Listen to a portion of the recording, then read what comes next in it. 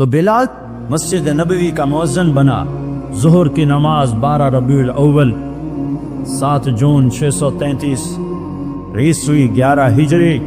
اللہ کے نبی دنیا سے رخصت ہو چکے ہیں اور ظہر کی نماز کے لیے بلال چھت پہ چڑھے. جب کہا اشہد ان محمد تو روتے روتے روتے آواز بند ہو گئی اور اذان پوری نہ کر سکے اور دھاڑے مار کے رونے لگے. سارے مدینے والے رونے لگے تو آپ اتر گئے اور کہا میں آج کے بعد قسم کھاتا ہوں کہ آج کے بعد میں اذان نہ دوں. اور پھر اللہ کے نبی کے تدفین کے بعد ابو بکر صدیق سے اجازت لے کر جہاد میں ملک شام چلے گئے. 6 مہینے لوٹ کے نہیں آئے. 6 مہینے گزرے. 1 لاکھ صحابہ نکلے ہوئے تھے جہاد میں. 1 لاکھ. کسی کو خواب نہیں آیا, صرف بلال کو خواب آیا. بلال اللہ کے حبیب خواب میں, بلال یہ کیا بے وفائی, میرے شہر آنا ہی چھوڑ دیا. 6 مہینے گزرے ہیں. صحابہ 1 لاکھ کے قریب جہاد میں شام عراق میں جا چکے ہیں.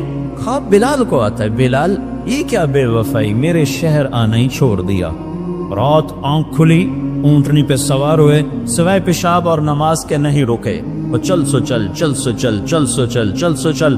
7ویں دن مدینے پہنچے اور ان کو یہ یاد ہی نہیں رہا کہ اللہ کے نبی دنیا سے جا چکے ہیں. وہ ایسا عشق سوار تھا اور ایسا وہ خواب دل و دماغ کے حاوی ہوا کہ یہ بھول ہی گئے کہ اللہ کے نبی دنیا سے جا چکے ہیں. مدینے میں داخل ہوتے ہی نعرے مار, یا رسول اللہ میں آ گیا, یا رسول اللہ میں آ گیا.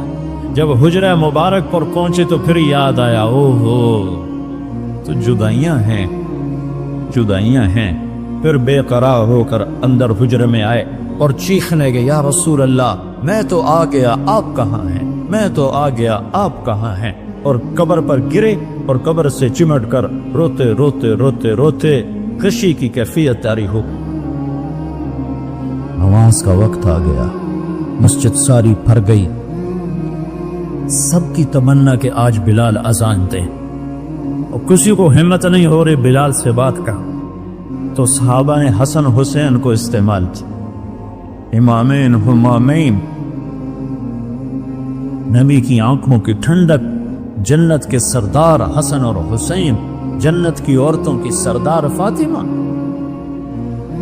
علی تجھے پتا ہے تیرا گھر کہاں ہے جنت میں؟ کہا جی نہیں. کہ جنت میں تیرا گھر میرے گھر کے سامنے ہے. تو دونوں کو صحابہ نے کہا, حضرت آج بلال سے کہو اذان دے, اور یہ کسی کے کہنے پر نہیں دیں گے. حسین 6 سال کے, حسن 7 سال کے, یہ دونوں معصوم بچے آئے اور حضرت بلال کے سامنے کھڑے ہو کر کہنے لگے, چچا ایک درخواست کر. کہ میرے بچوں میری تو جان قربان ہے, کیا حکم ہے؟ تفاضنا کو حکم کو. کہ جیسے ہمارے نانا کے لیے اذان آج ہمارے لیے تھے. تو بلال رضی اللہ عنہ پھوٹ پھوٹ کے رونے, کہنے لگے میں نے قسم کھائی تھی کہ میں اذان نہیں دوں گا, لیکن میں تمہاری خاطر تو جان بھی قربان ہے. قسم تو چھوٹی سی چیز ہے, میں قسم کا کفارہ دوں. اور ایسے چڑھے چھت پر. ایک انصاری عورت کا گھر تھا جس کی چھت پہ چڑھ کے اذان دیتے تھے.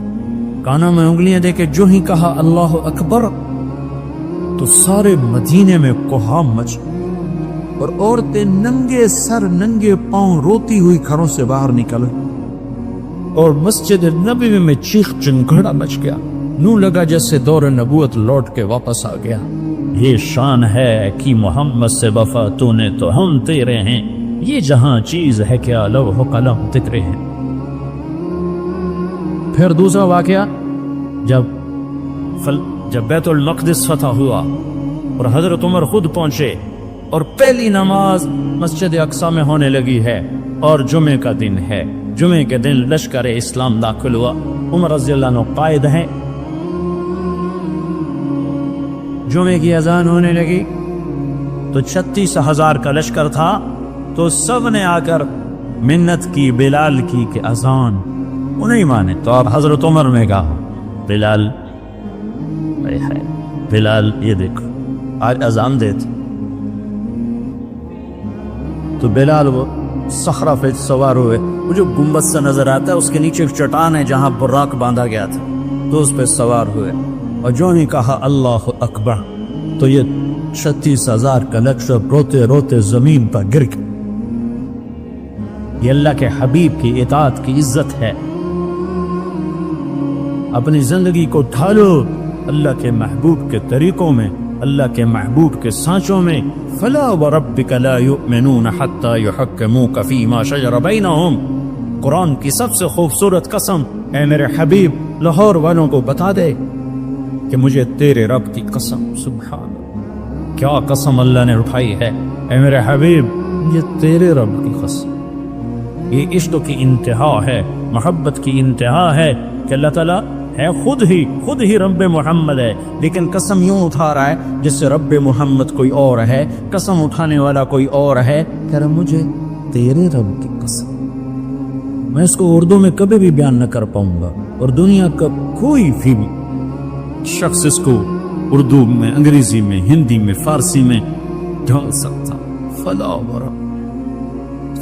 ورب سبحان، اے میرے حبیب مجھے تیرے رب کی قسم، جو اپنائیت اور جو شہد ان جملوں ان لفظوں میں بھرا ہوا ہے، میں کہاں سے لے کر لاؤں ترجمہ اس کا؟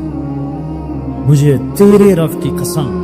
علامہ اقبال میڈیکل کالج کے نوجوان بچے بچیوں کو بتا دے کہ تیرے غلام بنے جو تو میں ان کا ہوں، ورنہ میں کسی کا نہیں تیرے سوا۔ تو اللہ کو اپناؤ، اللہ کو اپناؤ، غلامی مصطفیٰ کے ساتھ، غلامی رسول کے ساتھ، غلام محمد بن کے چلو، غلام رسول بن کے چلو، غلام نبی بن کے چلو، اللہ کے حبیب کے طریقوں میں ڈھل کے چلو، سیکھ کے چلو۔ یہ اللہ تک پہنچنے کا راستہ ہے۔ ڈاکٹر بنو، بادشاہ بنو، انجینئر بنو، جو مرضی بنو، لیکن غلام مصطفیٰ بن کے بنو، پھر اللہ تمہارا ہے، پھر اللہ تمہارا ہے۔ ساری کائنات اس نے اپنے حبیب کے قدموں پہ جھکا دی، اس کی ایک ایک ادا کو محفوظ کر دیا، اس کے ایک ایک طریقے کو محفوظ کر دیا۔ وہ دنیا اس سے بڑا محسن کوئی ہے تو دکھا تو، اس سے بڑا کوئی محسن ہے تو دکھا تو، اس سے بڑا کوئی عالی مقام ہے۔ مقام محمود انتظار میں ہے، کدھر ہے شفاعت کبریٰ انتظار میں ہے، کدھر ہے مقام وسیلہ انتظار میں ہے، کدھر ہے جنت کا جھنڈا کی چابی اس کے ہاتھ میں ہے، اللہ کا جھنڈا اس کے ہاتھ میں ہے، جنت کی چابی اس کے ہاتھ میں ہے، حوض کوثر موجیں مارتا ہوا اس کے انتظار میں ہے، جنت بن سنور کے اس کے انتظار میں ہے، اللہ کی رحمت کے در کھلنے کے لیے اس کی شفاعت کے انتظار میں ہیں، جنت کے دروازے کھلنے کے لیے اس کی شفاعت کے انتظار میں ہیں، جنت کا دروازہ کھلنے کے لیے اس کے قدم مبارک کے پڑنے کے انتظار میں ہے۔ وہ ساری کائنات میں ساری امت کے لیے رحمت بن کر، شفقت بن کر، شفیق بن کر، حریص بن کر، عزیز بن کر، رؤوف بن کر، رحیم بن کر آئے، محمد ہیں۔ اور وہ آج جیسے اللہ نے اپنے نام رکھے ایسے اپنے حبیب کے نام بھی رکھے۔ تو محمد، تو احمد، تو ماہی، تو حاشر، تو عاقب، تو فاتح، تو خاتم، تو ابو القاسم، تو طٰہٰ، تو یاسین، تو مجتبیٰ، تو مرتضیٰ، تو حامیم،